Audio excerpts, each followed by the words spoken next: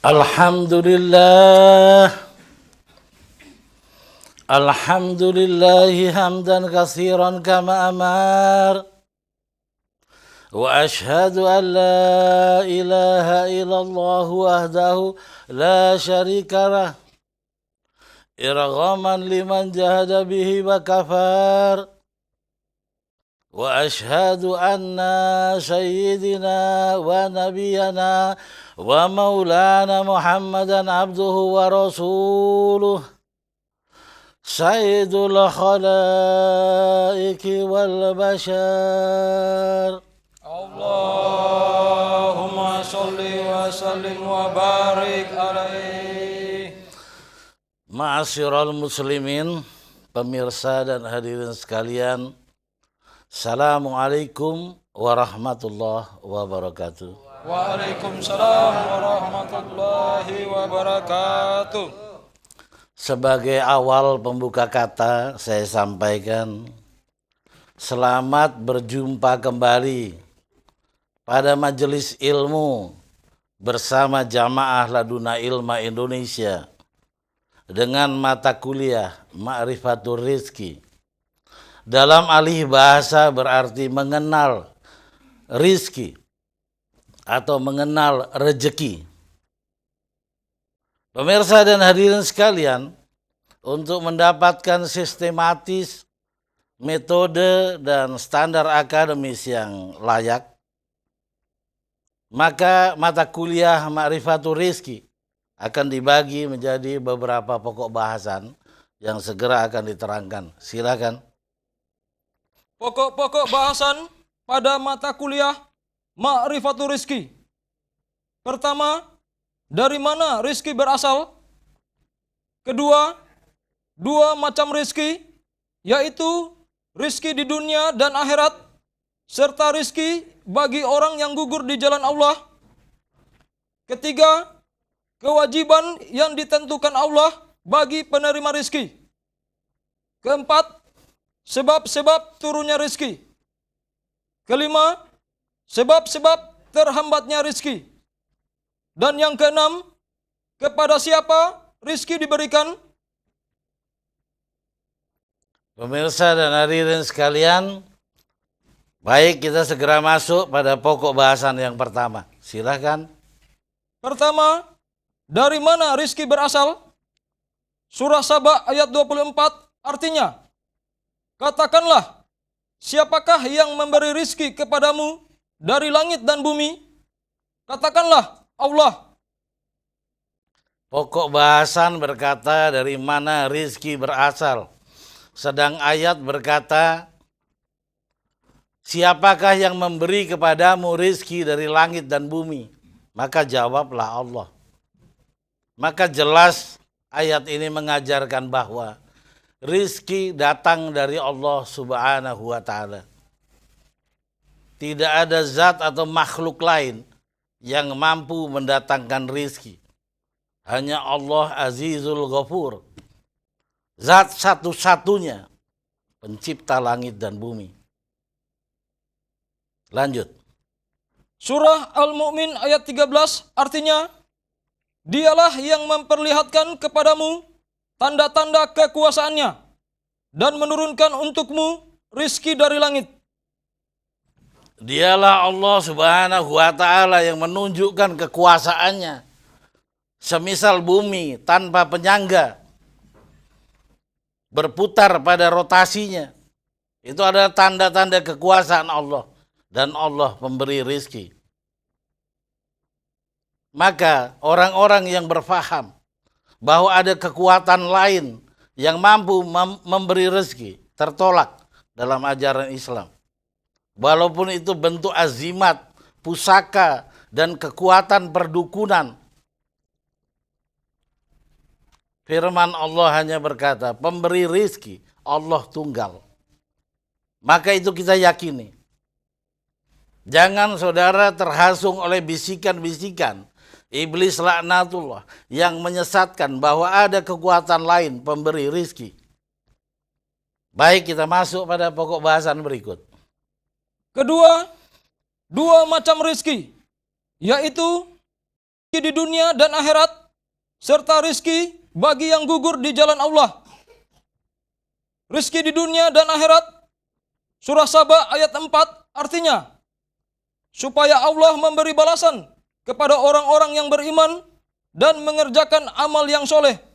Mereka itu adalah orang-orang yang baginya ampunan dan rizki yang mulia. Orang-orang yang beriman dan beramal soleh, bagi mereka ampunan dan rizki yang mulia. Lanjut. Surah At-Tolak ayat 11 artinya, dan barang siapa beriman kepada Allah dan mengerjakan amal yang soleh, niscaya Allah akan memasukkannya ke dalam surga yang mengalir di bawahnya sungai-sungai. Mereka kekal di dalam selama-lamanya. Sesungguhnya Allah memberi rizki yang baik kepadanya. Ayat pertama menjelaskan tentang rizki dunia. Bahwa di dunia Allah akan memberi pengampunan kepada orang beriman yang beramal soleh, serta rizki yang mulia. Dan di akhirat, ayat kedua menyatakan bahwa Allah akan memasukkan orang beriman yang beramal soleh ke dalam rizki abadi, kekal di dalamnya, dan ia mendapat rizki di dalam surga. Jadi ada dua bentuk rizki, rizki di dunia dan rizki di akhirat. Mari kita lanjut belajar, silakan. Rizki bagi yang gugur di jalan Allah. Surah Ali Imran ayat 169 artinya, janganlah kamu mengira orang-orang yang gugur di jalan Allah itu mati. Bahkan mereka itu hidup di sisi Tuhannya dengan mendapat rizki. Jangan engkau menyangka atau mengira bahwa orang-orang yang gugur di jalan Allah mati. Tidak. Mereka tetap hidup dan mereka mendapat rizki. Mereka lah para wali, mereka lah syuhada, orang-orang alim. Benar saudara, jasad mereka hancur dan akhirnya menjadi tanah. Tetapi Allah akan menggantikan jasad mereka dengan nur. Malaikat al-maut tidak datang kepada mereka. Hanya Allah memindahkan orang-orang yang gugur di jalan Allah dari alam nyata menuju alam kewalian. Yang hancur hanya jasad mereka. Tetapi sebagai pengganti jasad, Allah memberikan nur kepada mereka. Dan mereka tetap hidup dan mendapat rizki dari Allah Subhanahu wa ta'ala. Lanjut. Ketiga, kewajiban yang ditentukan Allah bagi penerima rizki. Pertama, wajib membelanjakan sebagian rizkinya di jalan Allah. Surah Al-Baqarah ayat 254 artinya, hai orang-orang yang beriman, belanjakanlah di jalan Allah sebagian dari rizki yang telah kami berikan kepadamu. Allah berfirman, bila orang beriman yang beramal soleh, di dunia Allah akan memberi pengampunan dan rizki yang mulia. Serta pula pada ayat ini Allah memberi kewajiban. Manakala Allah sudah memberikan rizki, orang yang menerima rezeki dikena kewajiban, dua kewajiban. Yang pertama adalah membelanjakan sebahagian rizki yang dia terima pada jalan Allah. Menyantuni anak yatim, mendirikan sarana-sarana peribadatan, mendirikan sarana-sarana pendidikan, menunjang syiar Islam dan lain sebagainya. Tidak semua, hanya sebahagian dari rizki yang dikaruniakan Allah. Kewajiban kedua kita akan ikuti berikut. Silakan. Kewajiban kedua, wajib bersyukur kepada Allah. Surah Al-Baqarah ayat 172 artinya, hai orang-orang yang beriman, makanlah di antara rizki yang baik-baik yang kami berikan kepadamu dan bersyukurlah kepada Allah. Makanlah rizki yang baik dan bersyukurlah kepada Allah. Kewajiban yang kedua, adapun definisi syukur itu mempunyai dua muatan.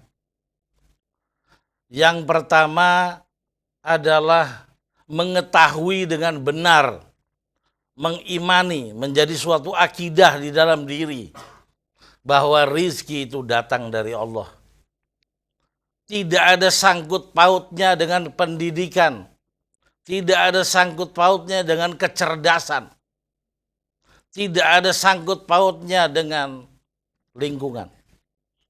Semua adalah pemberian Allah.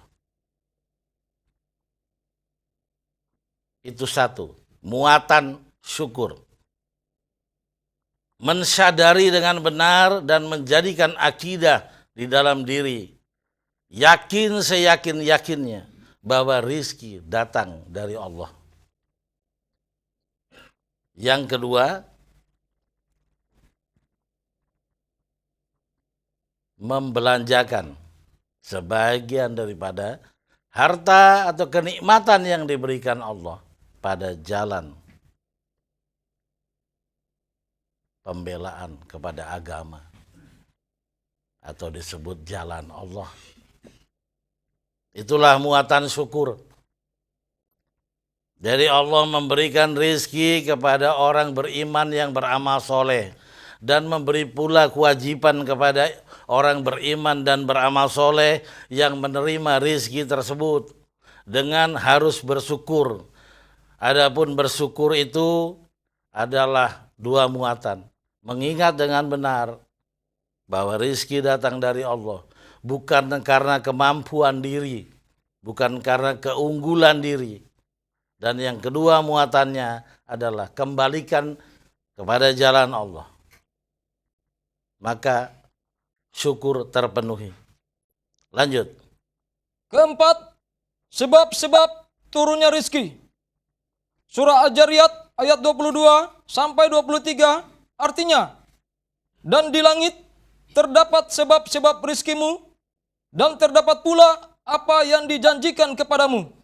Di langit terdapat sebab-sebab rizkimu, dan juga apa yang telah dijanjikan Allah kepadamu. Sebelum pada awal penciptaan dulu, bahwa Allah sudah membuat planologi, akan diciptakan orang nama ini dengan rizki yang sekian, sekian, dan sekian. Itu adalah takdir, ketentuan Allah, janji Allah. Tetapi ada pula rizki yang disebabkan oleh amal soleh.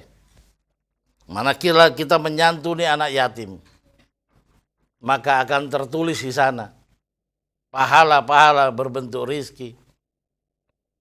Itulah sebab-sebab.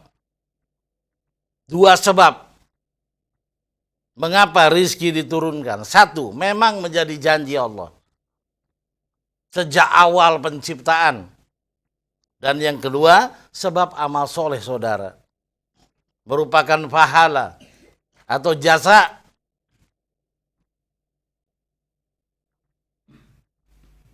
Jadi saudara jangan mandah pada takdir. Tambahlah amal-amal soleh supaya Allah merahmati saudara dengan rizki yang tertambah. Lanjut.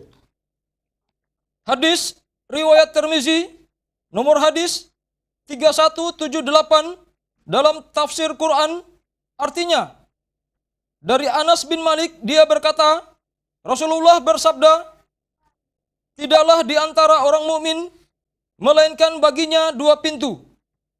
Pintu yang darinya amal naik dan pintu yang darinya rizki turun. Orang beriman di langit punya dua pintu. Misalnya saudara Noval ini di langit punya dua pintu. Pintu turunnya rezeki untuk dia, dan pintu yang satu adalah untuk naiknya amal soleh dia. Begitu naik amal soleh, langsung ditukar dengan jasa turunnya rezeki dari pintu yang satu. Amal soleh naik dari kiri, turun rezeki dari yang kanan. Maka beramallah saudara. Barang siapa menolong agama Allah, ini firman Allah, surat Muhammad ayat 7. Barang siapa yang menolong agama Allah, Allah akan kokohkan langkah-langkahnya di muka bumi. Dikokohkan langkah-langkahnya berarti kita banyak dicintai manusia. Allah mudahkan rizki, Allah turunkan kecerdasan, hikmah, ilmu, dan lain sebagainya. Silakan saudara beramal. Lanjut. Hadis riwayat Khotib dari Ziyad bin Hars As-Sadai, dikutip dari kitab terjemahan Al-Jami' Shogir 5 halaman 266, artinya, barang siapa menuntut ilmu, Allah menanggung rizki untuknya.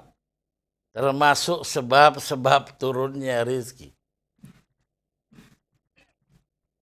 Mengapa imam awal tidak kerja tapi berkecukupan? Karena imam awal sejak muda senantiasa menuntut ilmi. Barang siapa menuntut ilmi, rizkinya ditanggung Allah. Ulang dibaca. Hadis riwayat Khotib dari Ziyad bin Hars As-Sadai, dikutip dari kitab terjemahan Al-Jami' Shogir 5 halaman 266, artinya, barang siapa menuntut ilmu, Allah menanggung rizki untuknya. Barang siapa menuntut ilmu, rezekinya menjadi tanggungan Allah. Kata Allah, ndak usah berpikir kamu. Tuntut ilmu terus, rezekimu aku yang tanggung. Dan saudara sudah melihat kehidupan imam awal. Tidak pernah mencari rezeki. Allah mencukupi. Karena benar-benar tenggelam dalam lautan ilmi. Haus kebenaran. Mencari guru dan mencari guru. Sampai mencapai hakikat yang sejati. Dengan demikian Allah mudahkan rezeki. Lanjut. Hadis riwayat Bukhari, nomor hadis 1925 dalam Al-Buyu, dan riwayat Muslim, nomor hadis 4638 dalam Al-Biru Wasilatu, dan riwayat Abu Daud, nomor hadis 1443 dalam Az-Zakat, dan riwayat Ahmad, nomor hadis 13096 dalam Baqi Musnad Al-Mukasirin, dan dalam riwayat Ahmad nomor hadis 12922 dalam Baqi Musnad Al-Mukasirin, artinya, dari Anas bin Malik dari Nabi SAW, beliau bersabda, barang siapa ingin dilapangkan rizkinya dan dipanjangkan umurnya, hendaklah menyambung silaturahmi. Jalin tali persaudaraan. Tidak memperdulikan agama. Siapapun manusia yang kita anggap baik, punya akhlak karimah, dapat kita jadikan teman. Tetangga-tetangga kita, tanpa harus melihat agama. Di mana Allah berkata, bekerja samalah yang baik dengan kaum non-muslim dalam urusan duniamu. Bahwa silaturahmi mendatangkan rizki. Saudara-saudara sekalian, bukankah kita tahu sejarah Sulaiman? Nabiullah Sulaiman. Beliau banyak bersilaturahmi dengan setan. Maka jin-jin membantu ia membuat istana. Allah tidak menentukan bahwa rezeki harus datang dari orang beriman. Terbukti daripada kehidupan Nabiullah Sulaiman yang kedatangan rizkinya jelas didukung oleh setan-setan yang membuat mahligai-mahligai, loyang-loyang besar, belanga-belanga besar dibuat oleh kaum jin untuk kepentingan Sulaiman. Dengan siapapun kita dapat bergaul dengan baik dalam urusan duniawi. urusan agama, urusan kita masing-masing. Hubungkan tali persaudaraan. Hal itu mendatangkan rizki. Lanjut. Hadis riwayat Dailami dari Ibnu Abbas, dikutip dari kitab terjemahan Al-Jami'u Sagir 1, halaman 450, artinya, carilah rizki dengan kawin. Carilah rizki dengan menikah. Jadi kalau nyong-nyong susah, miskin, kawin. Ini didukung firman Allah. Bila engkau telah mampu berkawin, bernikah, menikahlah. Bila engkau miskin, aku Allah yang akan mencukupimu. Telah dibicarakan sebab-sebab turunnya rizki. Yang paling penting bahwa rizki ada dua. Yang pertama rizki yang telah ditentukan, dijanjikan Allah. Sejak awal penciptaan dahulu. Dan yang kedua, rizki merupakan pahala amal-amal soleh yang kita lakukan, yang naik ke hadiratullah. Dan balasannya akan turun dari pintu sebelah. Rizki yang mulia bagi kita. Lanjut kita belajar tentang rizki. Hadis riwayat Abu Syekh dari Abu Darda, dikutip dari kitab terjemahan Al-Jami'u Sagir 3, halaman 373, artinya, tamu itu datang dengan rizkinya dan pergi membawa dosa-dosa kamu, menghapus. Tamu itu datang membawa rizki, termasuk bahagian silaturahmi, menyambung tali persaudaraan. Maka muliakanlah tamu. Berikan hidangan terbaik yang kau miliki. Sedekahkan senyum terbaik yang kau punyai.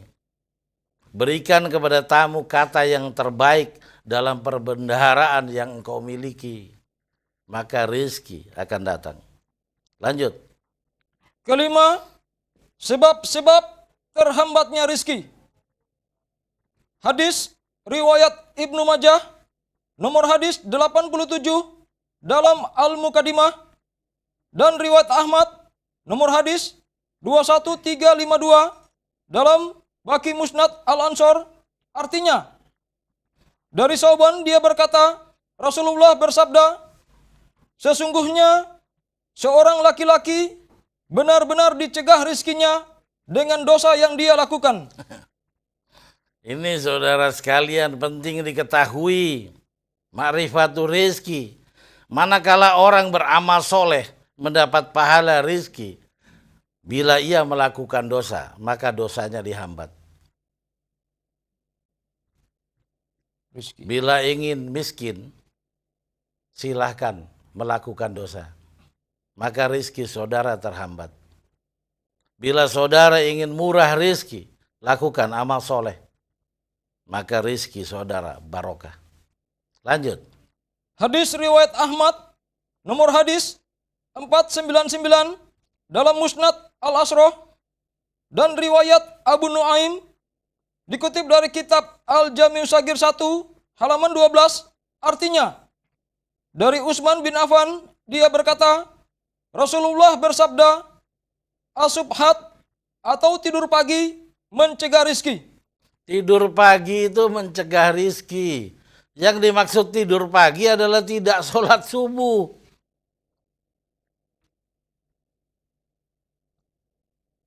Jadi yang miskin-miskin segera sholat subuh. Supaya ada barokah. Supaya tidak terlalu miskin. Saudara-saudara sekalian, bila masih ada pelajaran kita ikuti. Bila telah habis kita masuk dalam kesimpulan. Habis? Silakan lanjut.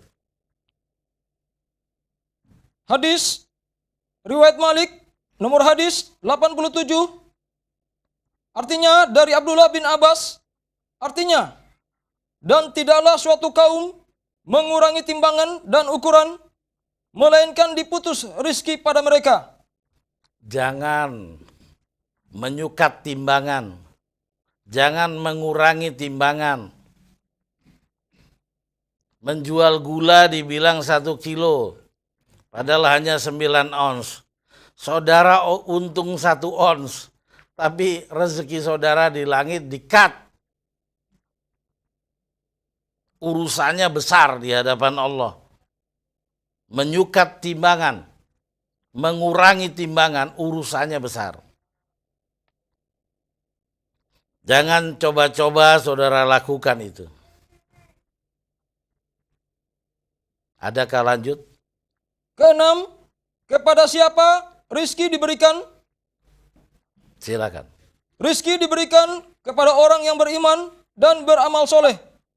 Surah Al-Hajj ayat 50 artinya, orang-orang yang beriman dan mengerjakan amal-amal yang soleh, bagi mereka ampunan dan rizki yang mulia.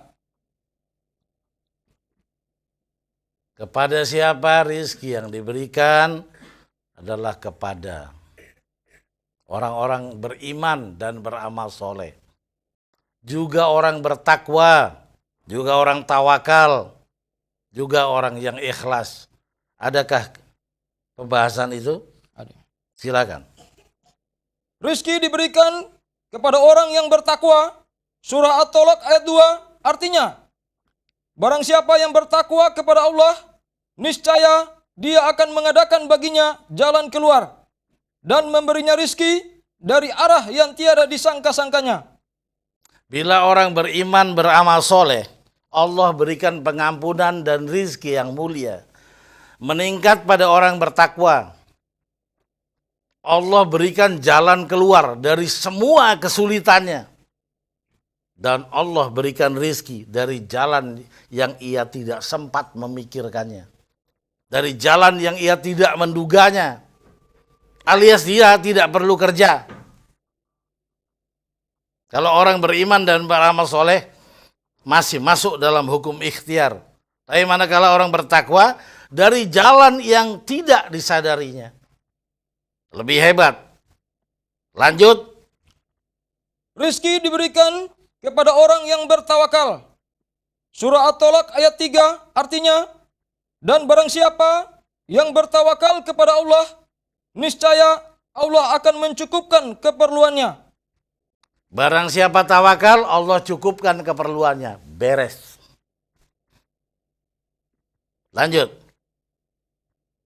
Hadis riwayat Ibnu Majah, nomor hadis 4154 dalam Al-Juhud, dan riwayat Tirmizi, nomor hadis 2266 dalam Al-Juhud, dan riwayat Ahmad, nomor hadis 348 dalam Musnad Al-Asroh, artinya, dari Umar dia berkata, aku mendengar Rasulullah bersabda, jika seandainya kalian bertawakal kepada Allah dengan sebenar-benar tawakal, maka sungguh Allah akan memberikan rizki sebagaimana dia memberikan kepada burung-burung. Kalau engkau benar tawakal, kata Rasul, engkau akan diberikan rezeki persis burung yang nggak pakai otak. Burung pagi berkicau memuji Allah, terbang kemana dia suka. Tanpa time schedule. Tanpa protokoler yang jelas. Pulang kenyang. Lanjut. Dan yang kelima, rizki untuk orang yang ikhlas atau mukhlis. Surah As-Saffat ayat 40 sampai 41 artinya, tetapi hamba-hamba Allah yang mukhlis, mereka itu memperoleh rizki yang tertentu. Mukhlisina lahuddin adalah makom tertinggi di dalam dinul Islam. Makom tertinggi dalam Islamul Kafah. Rezeki mereka tertentu dan paling tinggi dari semua yang disebutkan tadi. Wabillahi taufiq wal hidayah. Wassalamualaikum warahmatullahi wabarakatuh. Waalaikumsalam warahmatullahi wabarakatuh.